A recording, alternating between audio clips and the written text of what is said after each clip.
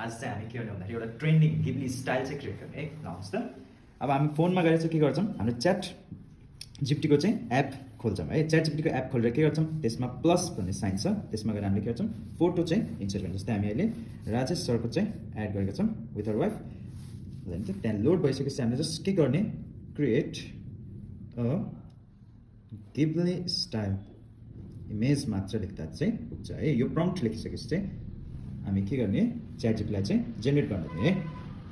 Okay, यहाँ देख्न सक्नुहुन्छ जस्तै हाम्रो गिब्ली इमेज आइसकेको छ है, गिब्ली इमेज। र यस्तै गरेर च्याट जिपिटीमा चाहिँ के छ, हाम्रो लिमिट हुन्छ है। त्यो लिमिट हिट गरेपछि चाहिँ के गर्ने, अझै गिब्ली स्टाइल चाहिएकोमा हामीले हजुरहरूको लागि अर्को एआई ल्याएको छौँ, विच इज ग्रक है।